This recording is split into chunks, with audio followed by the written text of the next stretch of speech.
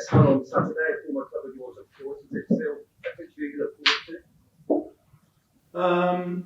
I mean, I've not been back there for a while, but yeah, I mean, I don't know how I'm remembered there, but it was a time for us as a group of staff going there.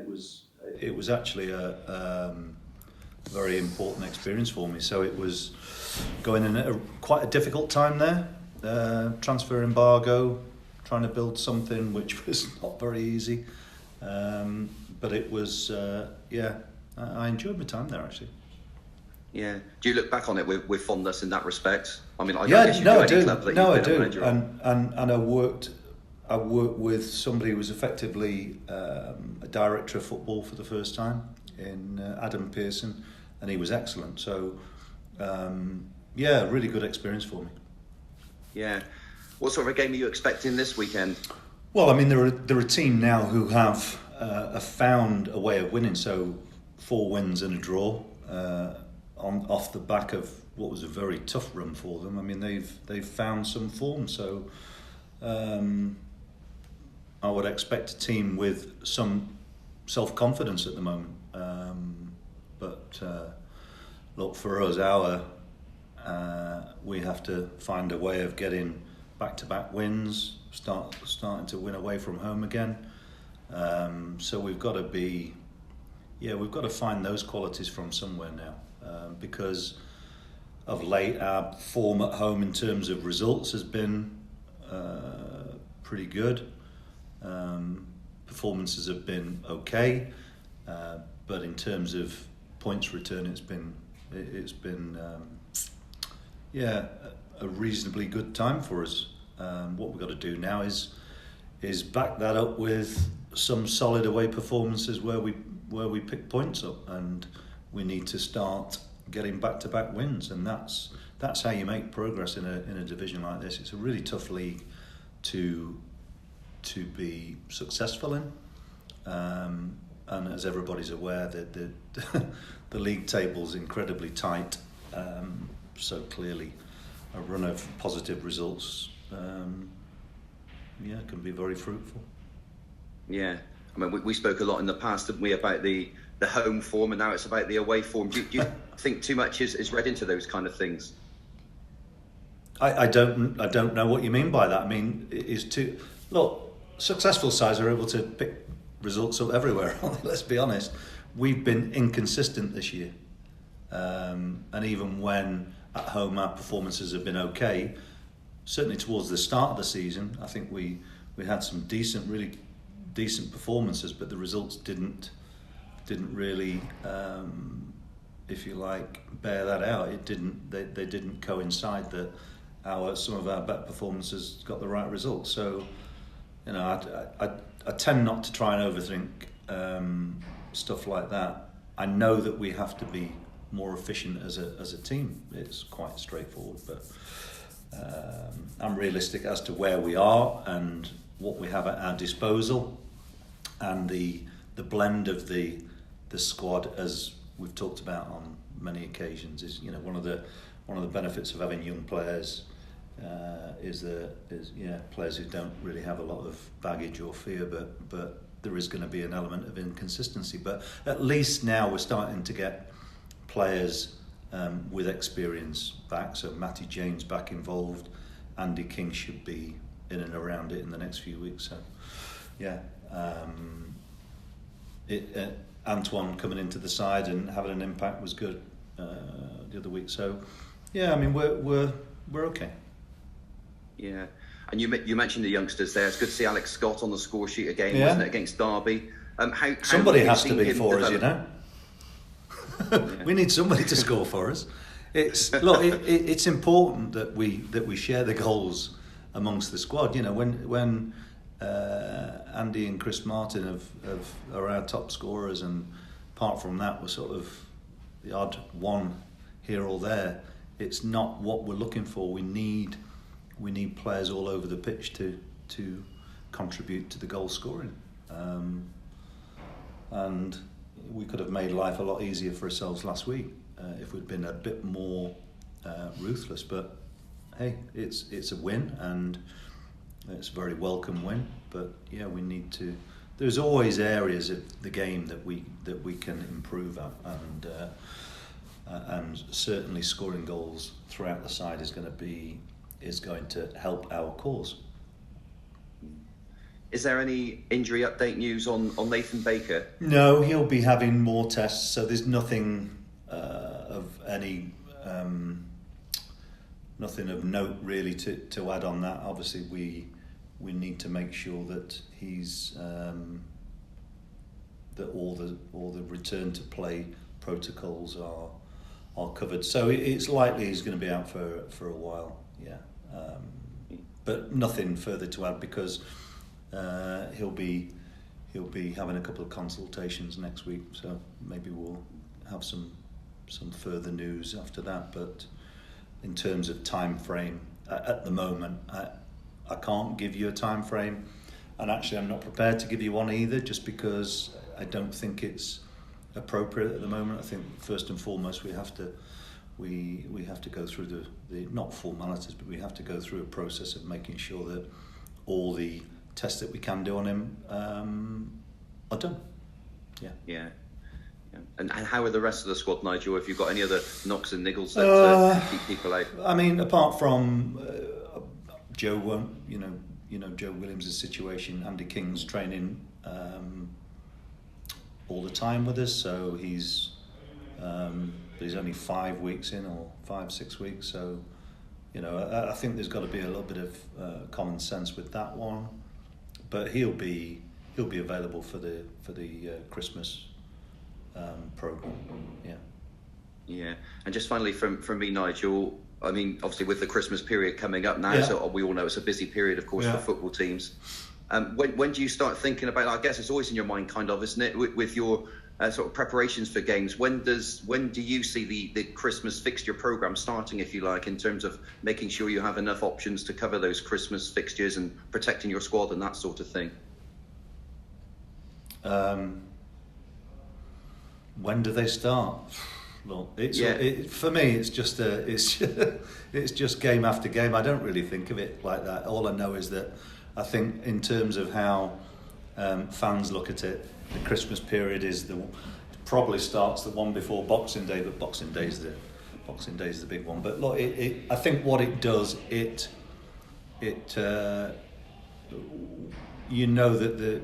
the fixtures come around pretty quickly.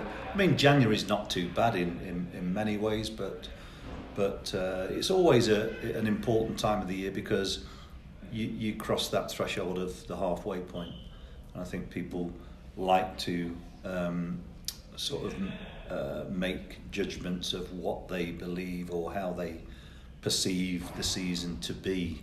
But of course, I think everybody knows how difficult January and February is in everybody's lives in terms of, I think there are quite often turning points in January and February. They're very important months in terms of being able to either make a shift in where your season's going, or it's a consolidation.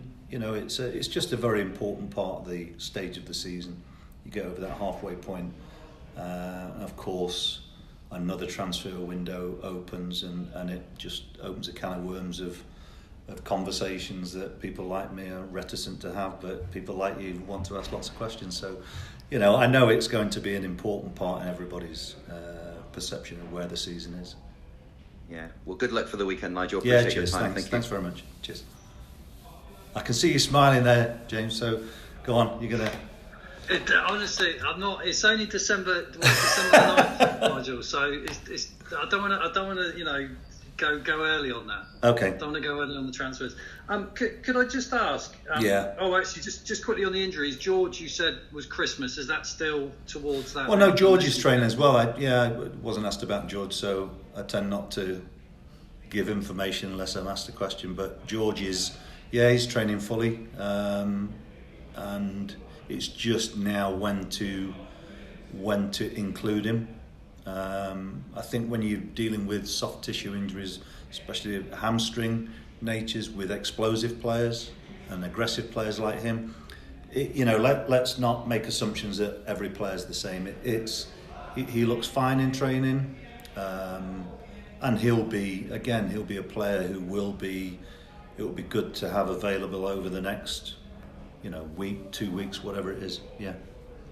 I guess he then gives you an opportunity to move Alex back into what people consider is more natural if we role. wanted to, if we felt that was, but I think we seem to be playing a few sides who are playing similar sorts of formations to us at the moment, and having attacking players in those positions, it's a bit cat and mouse, so I think with the necessity for us to be a bit more creative, we've found goals hard to come by at home. I think it's been interesting for us to try more attacking players in those positions, and Alex Scott's done exceptionally well, as has Callum actually. I think they both performed pretty well there. Yeah, absolutely. One name that hasn't come up for a while is Robbie Candy. How's he doing? I know he's been at a few games. Yeah, well, Robbie's back at again. Lads, but... Okay, I think what you've got to consider with him. Have you ever met him? Well, as in, I've stood in his vicinity. He's massive, isn't he? He's massive. Yeah, exactly. Yeah, he's a big lad. Yeah, he's massive. So any joint injuries that have, and certainly the knee injury that he's had, to carry, the impact of just normal training it's something that we've had to be really patient with him, and he's had to be really patient as well. So it's been quite an arduous sort of journey for him in terms of keeping sort of some belief and also having the patience to go through it. So it's good to see him out on the grass now, but I think it would be, having been patient for the amount of time that he has and we have, I think it would be probably wrong to put a time scale which is, it'd be easy for me to say a time scale, but whether that's achievable or not is neither here nor there. It's what we have to do is make sure that when he does return to competitive action, that he's able to sustain it and stay back, because when you've been out for the amount of time that he has, I think the psychological aspects of are then dealing with another setback is quite a big thing for a young man to deal with. So we have to be mindful of that, and actually give the injuries the best chance of healing, so he can play. Absolutely. Just on the away record, as you speak of late, you've talked about wanting to kind of have a more imposing style at home, I assume get more points at home in terms of how you attack. What to you are fundamentals in terms of being successful away from home? Being the same. For me, exactly I honestly, I don't look at games any other different, home or away. They're all games that are winnable. It's only how sometimes individuals perceive it as being different. I don't see any reason why we can't go and play with an aggressive nature, home or away. I'm not bothered. They're just games. They're games. When you're at home, you have the benefit of your own fans backing you, which is great. Away from home, depends on whether you enjoy getting the home fans booing. That's got to be a massive. I would imagine I'll get a few boos at Hull, but it'd be quite nice to get. It would be quite nice for us to start a game away from home as if we mean to win it. What I don't want is a sort of passive display like we had at Sheffield United, which they come out of nowhere. But it's and they're very frustrating for everybody, of course. Is that kind of what's changed? Because obviously the away record was so good at the start of the season. I think Middlesbrough. But have you noticed a sort of tangible, visible change in how the team has played on the road? Well, I thought at the start of the season we were just very free. We scored We scored 3 away from home twice and 2 away from home, I don't know how many times, 2, 3 times, I don't know. So we've scored freely away from home. So it is frustrating when you sort of correct oneself, or not correct it. That sounds a bit. I don't want to sound anything other than it's as we've found solutions to winning games at home, which have not always been. They're not always clear what those are. Let's be perfectly honest. It's the nature of sport that you get ebbs and flows in seasons, but our inability to turn promising performances into results away from home have become less and less. I mean, I think when you consider the games that we've won on the road, the Cardiff City one, Reading, Peterborough. The only game that was a bit of a fly in the ointment early on was the Middlesbrough one, but really we should have got something out of that game too. We've unfortunately at certain times of the season have just let games pass us by, and it would be very easy to play the youth card, but I'm not going to do that because I don't care. If they pick, they picked. So they've got a job to do. So we need to collectively have a bit more. Game management can be better at times away from home, and we've got to be more aggressive. And that doesn't mean that doesn't just mean physically. It means mentally aggressive to how we approach the game. We're playing against a side who are in a really good run themselves, but they had a really poor run before that. They're a side that's come up, got promoted, so they're probably having a year of adjustment, lots of changes to the squad. It's a game that we need to go in there with positive intent, and it's quite simple in my mind. Just an extension of that, and just last one from me. You wanted great creativity before Derby. I think it's fair to say in that first 45 minutes that did pan out. I'm sure there were issues, but you played as a better attacking team, I felt. What to you, from how you coach and talk to the players, what constitutes creativity for you? How do you want your teams to create chances, if you like? Well, look, when you're playing with wing backs who are both attacking players, I think what we've got to try and do is you always want quality, but I think we've got to have more volume of attacking situations too. I mean, you can't expect your strikers to survive on scraps, and that's what we've been doing. Really, we've not created enough crossing situations. So with those two in there, I mean, we did earlier when Campering had a good spell earlier in the season. But there's an expectation now with the 2 players that we've got in there that they should, in theory, create more attacking options. Obviously, with Antoine, he's a different type of player. He runs with the ball well. Unfortunate for us, we've not dominated possession in many games, so it's hard to argue that we're a possession-based side because we've just not managed the ball well enough. But of course, we do have quite a bit of pace within the squad, so theoretically we should be a reasonable counter-attacking side. And in away games, that can be quite a good a good style to have.